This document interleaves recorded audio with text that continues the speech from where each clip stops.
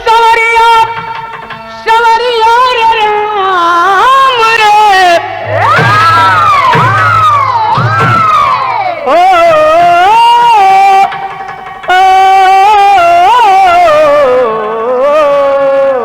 राम।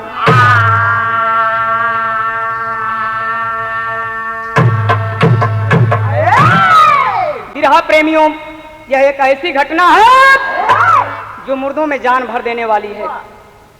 अगर जो अपने को मर्द बनता होगा, जो शेर अपने को बनता होगा, तो इस घटना को सुन करके अन्याय के सामने सीना खोलना जरूर ही सीख जाएगा। 4 लाइन भूमिका है।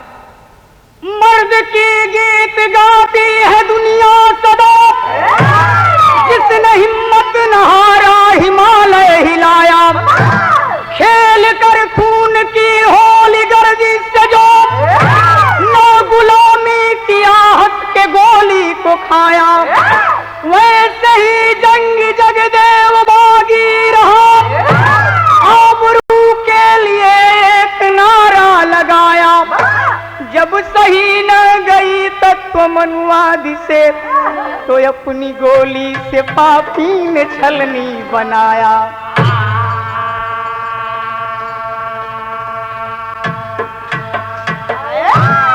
मास्टर एक लाइन गजल लगती है।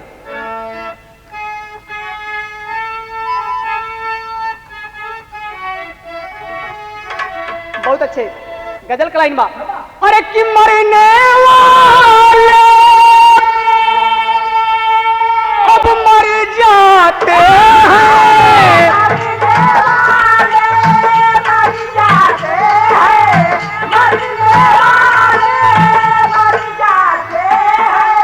तो मरने वाले मर जाते हैं, दे दे कर कुर्बानी, जवानी का पानी है, जवानी का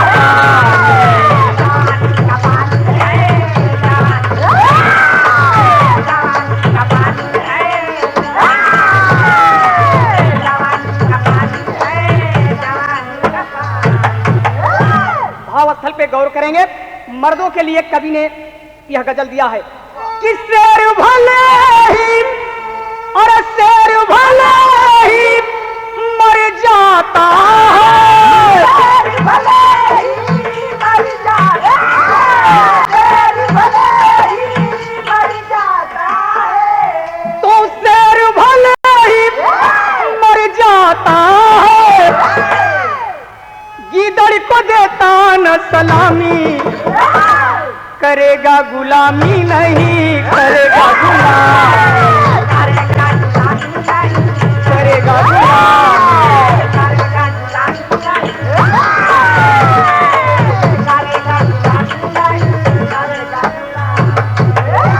गौर करेंगे। शेर भले ही मर जाता है, गीदड़ को देता ना सलामी, करेगा गुलामी नहीं, करेगा गुलामी। यह जिला जहानाबादी घटना मशहूर बिहारी, कुरथा प्रखंड में पड़ता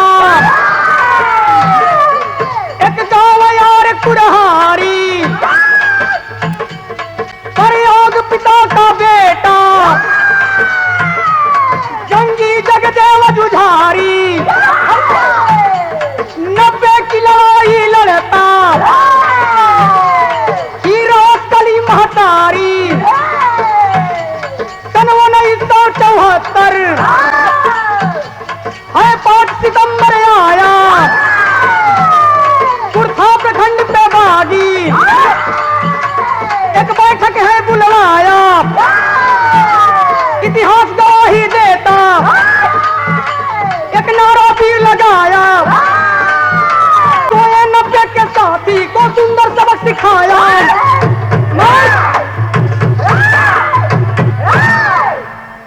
गौर करेंगे दोस्तों, यह घटना कोई दूर की नहीं है। बिहार प्रांत में जहानाबाद जिला पड़ता है, जहानाबाद में कुरथा प्रखंड पड़ता है। आइए भैया, वही कुरथा प्रखंड में एगो कुरहारी नाम का गांव पड़ेला। वही कुरहारी के रहे वाला बाबू प्रयाग सिंह कुशवाहा, जेकर बेटवा जगदेव, माई का नाम रासकली। जगदेव बचपन से ही होनहार था। आज जगदेव 90 की अगवानी कर रहा था, 90 की लड़ाई लड़ रहा था। 1974 में जब 5 सितंबर आया है, कुर्था प्रखंड पे 90 के साथियों को एक बैठक बुलवाया है, 90 के साथियों को ललकार करके कह रहा है कि कसम है जवानी की जागो जवानी, कसम है जवानी की जागो जवानो, जरागर वशेषर उठाना तो सीखो, जो तीर जालिम चलाया है तुझ पे वही तीर उस पे चलाना तो सीखो। बाबा साहब के सपना को कह रहा है कि 100 में 90 शोषित है, 100 में 90 शोषित है, यहाँ 90 भाग हमारा है। मंच के ऊपर बार बार जगदेव शेर ललकारा है, ललकार करके कहलन का तनी से 1 लीड बढ़ा के बजा दो मास्टर।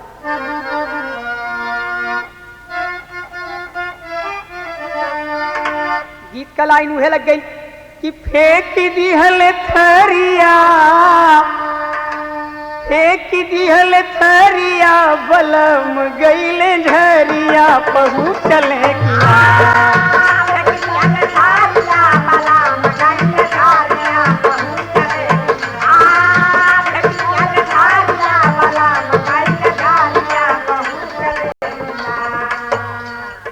जिया में लहरिया पहुँचले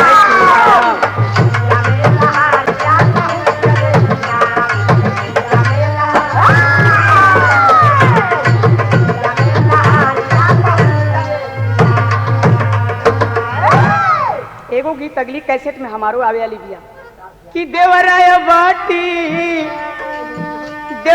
बाटी ताके अखिया उलाटिए कर माटी लागो ना।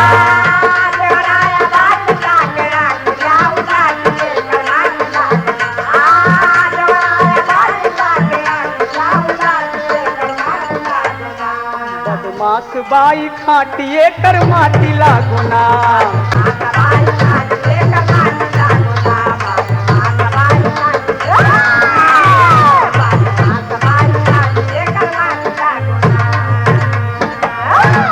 स्थल पे गौर करेंगे 90 के जवानों को ललकार करके जगदेव बाबू कह रहे हैं कि मत मांग भीखिया, मत मांग भीखिया, पसार के तू झोली गोली खाई बातुना।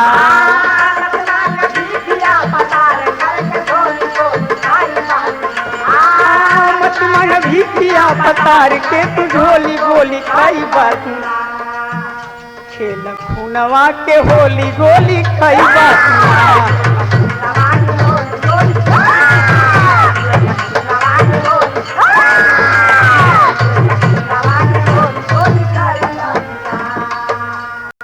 कान खोल करके सुन लो 90 के जवानों,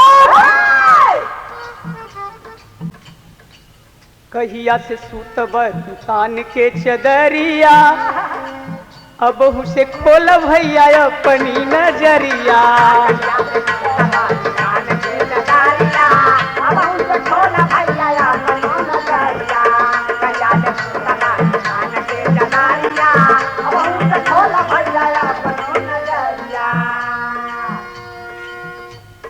शेर हो के बोला जनी, शेर हो के बोला जन, सियार जैसे बोली गोली खाई बातुना।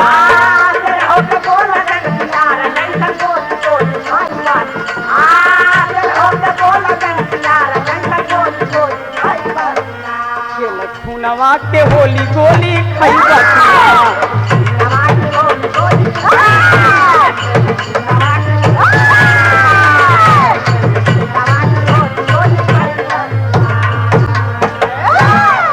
के जवानों को जगदेव बाबू जगा रहे हैं और प्रखंड पे अपना धारणा देकर के यह मांग कर रहे हैं कि 2 बातें हैं मोटी मोटी, 2 बातें हैं मोटी मोटी, मुझे चाहिए इज्जत रोटी। हमारी माँ बहनें खेत खलिहानों में जाकर के रोपनी और कटनी का काम करेंगी और इन सवर्णों की माँ बहनें अट्टालिकाओं में महलों में बैठ करके अपनी गोरी कलाइयों में हरी चूड़ियां खनकाएगी। ये कदाप नहीं हम बर्दाश्त कर सकते हैं। जगदेव बाबू कह रहे हैं कि 100 के शहादत को क्या कीजिएगा, 100 के शहादत को क्या कीजिएगा, जब मैंने हथेली पे सर ले लिया है, मरने से आखिर मैं कब तक डरूं, जब कातिलों के मुहल्ले में घर ले लिया है। ए भैया, ये भाषण के पुलिस वाले, सवर्ण पुलिस सुन रही है गाड़ी लगा करके, पुलिस का दिल पर कटार जैसे लगल। सवर्ण पुलिस एगो बात सोच लिया, आ बात सोच करके जगदेव बाबू के ललकार करके कह रहल बिया। आ कहलस का एक लाइन गीत बा मास्टर तनी से बढ़ा दा।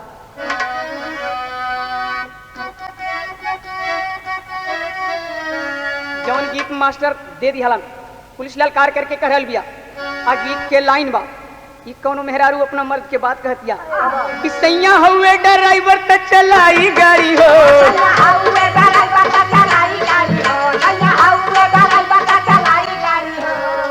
अकरी पाउच के पियाई त लड़ाई गाड़ी हो।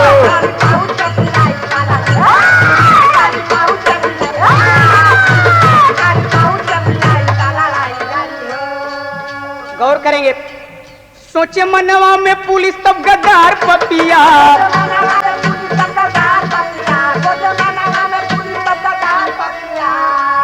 बोले बैकवर्ड के बेटा है दहाड़ पपिया।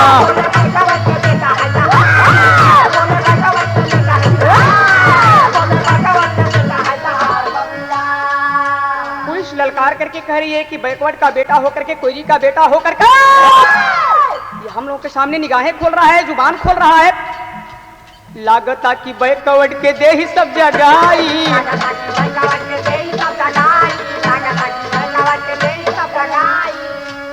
हमनी के मौज मस्ती जाई सब छिनाई,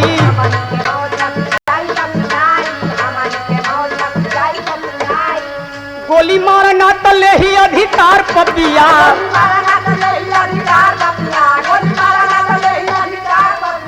बोले बैकवर्ड के बेटा है दहाड़ पपिया।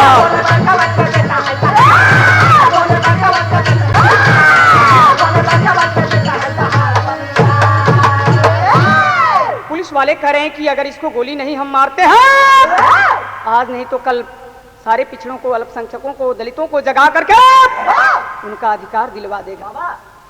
पुलिस डांट करके कह रही है कि है माई का लाल कोई, है माई का लाल कोई, जगदेव जो तुझे बचाएगा, मर्द सामने आएगा वो गोली से उड़ जाएगा।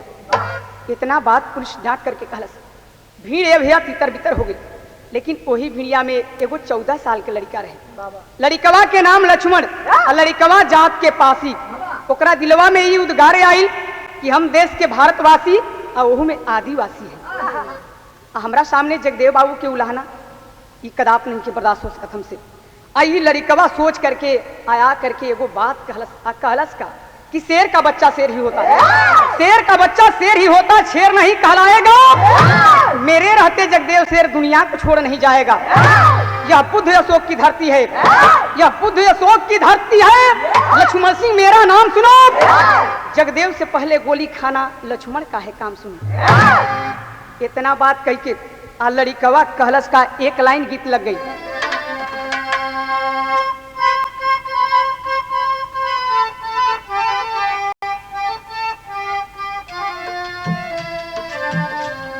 जवर मास्टर गीत दिहलन, अरे कि माई क्या दुलरुई रे भाई, माई क्या दुलरुई हाई, अति सुकुआर होती कटिया न होई राजा, कटिया न होई सैया, राख बनिहार होती कटिया न होई राजा, राख बनिहार होती कटिया न होई राजा, राख बनिहार होती कटिया न होई राजा।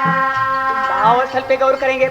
लक्ष्मण ललना बोला, लक्ष्मण ललना बोला, बागी ललकार हो कि हक के करनावा बनबे, हक के करनावा बनबे, गोली के शिकार हो कि हक के करनावा बनबे, गोली के शिकार हो कि हक के करनावा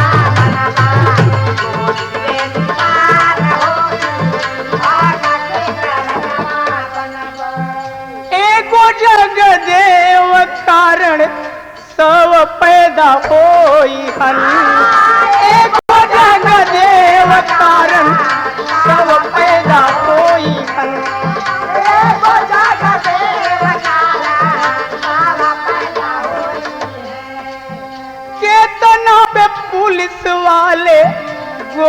गोलियां चलाई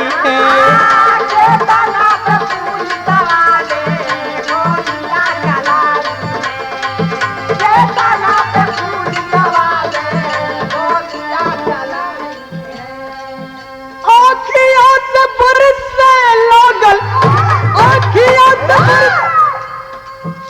आँखियों से बरसे लागल लाल के अंगार हो की हक के करनवा बनवे हक के करनवा बनवे गोली के शिकार हो की हक के करनवा बनवे गोली के हक के करनवा बनवे गोली के शिकार हो हक के करनवा।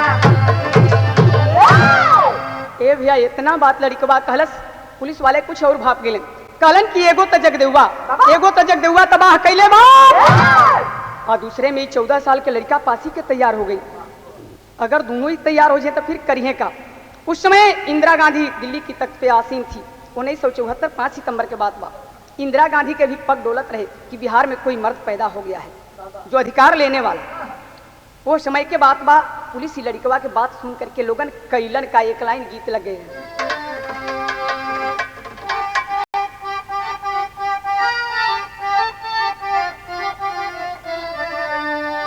भावस्थल पे गौर करेंगे कि इतने में गोली मारे आप बेईमानवा हो इतने में गोली मारे आप बेईमानवा हो इतने में गोली मारे आप बेईमानवा हो गिरे जगदेव भाराई हे बाबूजी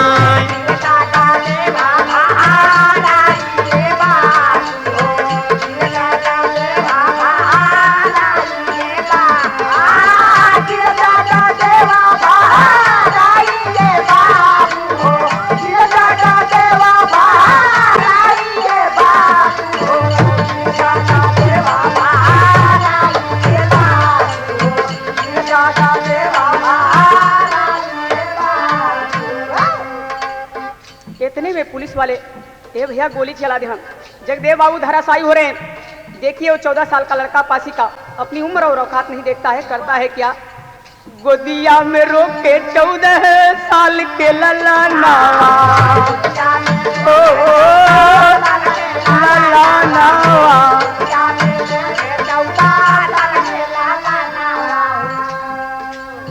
पिछावा से गोली मारे पापी बेईमानवा मारे पापी बेईमानवा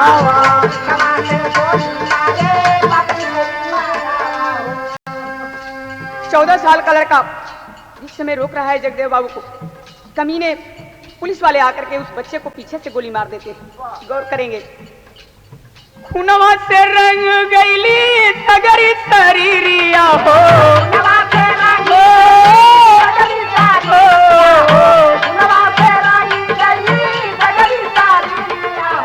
गिरे जगदेव भाराई हे बाबू जगदेव गिरे जगदेव भाराई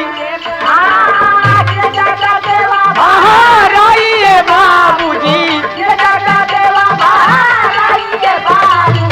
गिरे जगदेव भाराई हे बाबू जगदेव भाराई हे जगदेव बाबू कुछ लक्ष्मण के साथ दोनों धराशायी हो जाते हैं। और जौना घरी गिर गिरे लोग भीड़ तितर बितर भइल पुलिस के खुशी भइल। वो समय कवि के कहे के पड़ल तनी सा बढ़ा के तेरी कसैली दे दा आए राम रंगाई है लहू में धरती हो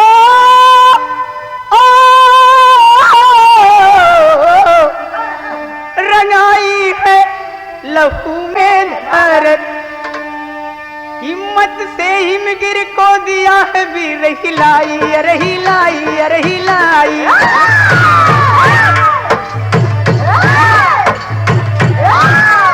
हिम्मत से हिमगिर को दिया है वीर हिलाई रंगाई है लहू से धरती फाड़ दिया गोली से सीना, फाड़ दिया गोली से सीना, फिर भी नहीं विचार फटा। शेर सरीखे समर बीच जंगी जगदेव जुझार गटा। मारो गोली और तुम्हारो, मारो गोली और तुम्हारो, बार बार ललकारा है। नीच कमीना कुत्ता आए घूट मुंह पे मारा है। ये बाबू लड़का के गोली लगल, कुछ समय तक मौत से संघर्ष के लड़कवा, ओकरा बाद सदा के लिए दुनिया के छोड़ चला।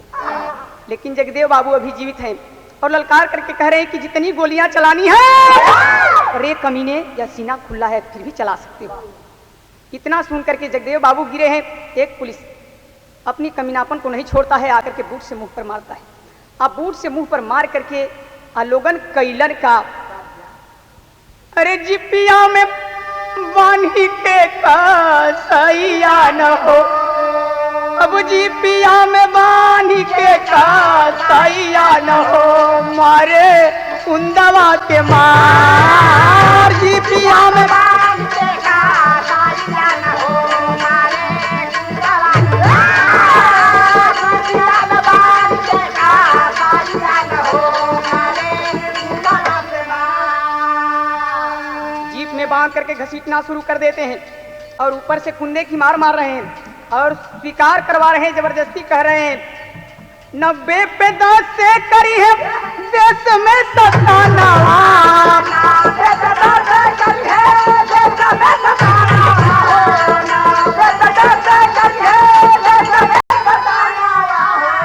और बहू से माना जगा देव मोर कहाना, बहू से माना जगा देव मोर कहाना, बहू से माना जगा देव मोर कहाना, एही में तोहार भलाइया न हो। जगदेव अभी से कहना मान लो, एही में तोहार भलाइया न हो, मारे ऊपर मार, एही में तोहार भलाइया न हो, मारे ऊपर मार, एही में तोहार भलाइया न हो, मारे ऊपर मार। जगदेव बाबू को गाड़ी में बांध करके घसीट रहे हैं और कह रहे हैं कि जगदेव स्वीकार कर लो कि 90 पर 10 शासन करेंगे। लेकिन जगदेव बाबू कतई स्वीकार करने के लिए तैयार नहीं होते हैं। कह रहे हैं कि जब तक से एक बूंद भी रक्त का प्रवाहित होता रहेगा शरीर में, कि जगदेव बर्दाश्त करने वाला नहीं। वीर रस का लाइन लग गई, तनी माता हो ललनवा दे दा।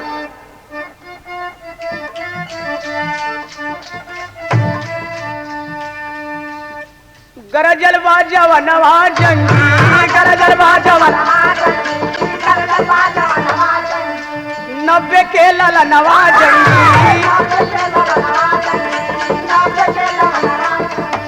शेर पे सियार नहीं, शेर पे सियार नहीं, कोरी है सतनवा जंगी, गरजल बाजवा नवा जंगी, 90 के लला नवा जंगी, शेर पे सियार नहीं, कोरी है सतनवा जंगी, गरजल बाजवा नवा जंगी, 90 के लला नवा जंगी। गरज के जगदेव बाबू कहलन कि कतई शेर पर सियार के शासन करे ना देहा।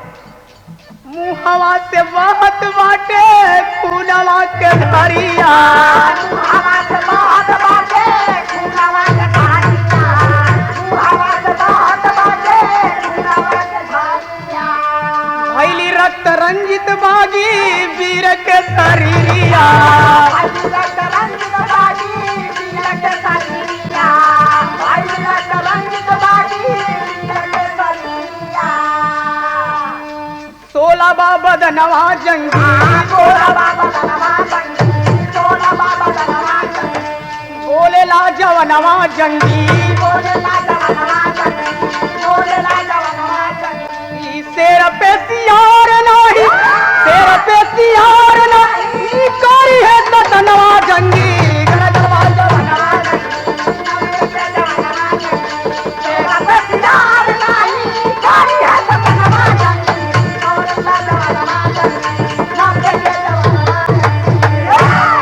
जगदेव बाबू कह रहे हैं कि ये कतई बर्दाश्त करेगा नहीं। शेर पर सियार कभी शासन नहीं कर सकता है, न किया है न करेगा, ये स्वीकार हम कभी नहीं करेंगे। गौर करेंगे दोस्तों, यह कैसेट मोना इलेक्ट्रॉनिक रामरेखा घाट बक्सर से आप लोगों के बीच में जा रहा है। जिसके गायक कलाकार श्री गोपाल सिंह कुशवाहा एवं सहयोगी साथी भीम, अग्निदेव सिंह, शंभुनाथ चौधरी और विजेंद्र कुमार हैं। जगदेव बाबू स्वीकार करने के लिए कतई तैयार नहीं होते हैं। आज जौना घरी जगदेव बाबू तैयार ना भइलन तौना घरी कवि के कहे के पर असवरण पुलिस कैलस का तनी सा एक रीड और बढ़ा के अल्लाह लाइन देता।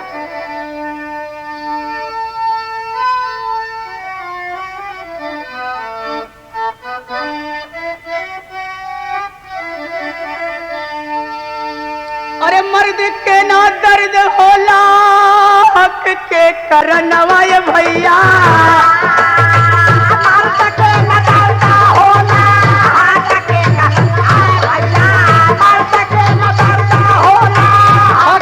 करनवा ये भैया भले जाले दुनिया के छोड़ी के परा,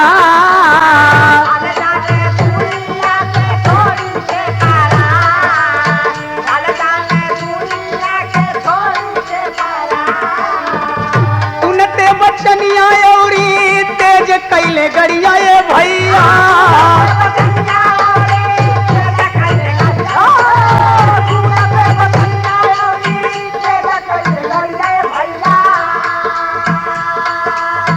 पानी पानी बाबू जगदेव जी चिल्ला,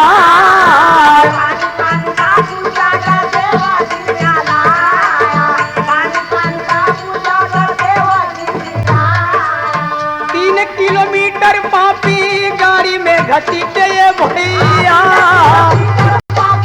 गाड़ी में घसीटे भैया,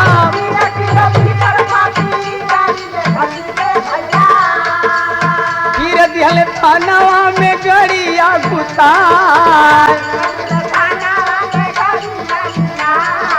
फिर दिहल थानावा में गड़िया घुसा। ए भैया इतने में पुलिस वाले जब जगदेव बाबू स्वीकार ना कैलन 3 किलोमीटर तक गाड़ी में घसीटले लोग, ओकरा बाद थाना में घुसा दिलन। थाना में पानी की आवाज सुन करके पानी पानी जिस समय चिल्ला रहे हैं, थाना के एगो मिस्त्री आई। मिस्त्री ने आकर के पानी पियावल चाहल, लेकिन फिर भी ना पिए दिले लोग। थाना इंचार्ज दरोगा चमड़ी तक मार करके उधेड़ ले कि हमदर्दी जतावे चलल बारू। केडी सिंह राजपूत आए दरोगा, जिनको जगदेव बाबू अपनी कलम के बल पे, उस समय विद्युत परियोजना के मंत्री थे जगदेव बाबू, नौकरी दिए थे, उनको भी लोग हटा दिए। अंतोगत्वा पानी की आवाज कर रहे हैं। पुलिस कमीने क्या कर रहे हैं? पेशाब करके मुंह पे फेंक रहे हैं। उस समय लगता है कि धरती का कलेजा फट जाएगा, आसमान गिर पड़ेगा। उस समय कवि को कहना पड़ा, अंतिम दम अंतिम सांस लेते समय जगदेव बाबू ललकार करके कह रहे हैं। कहलन का अंतिम लाइन बा मास्टर,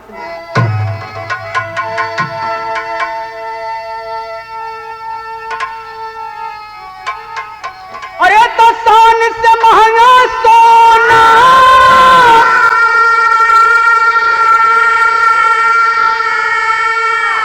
ना बिकाई वीराना, कही के गईलन जगदेव जी चताई वीराना।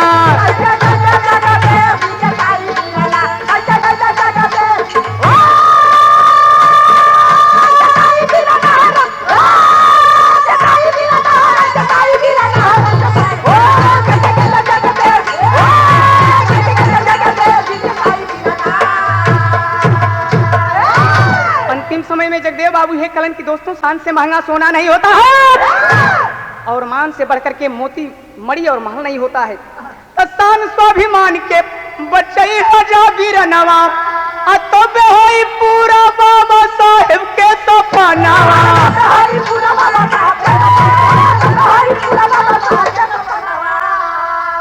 अरे तो 90 मिल के रही हो भाई वीराना, कही के गईलन जगदेव जी चताई वीरा।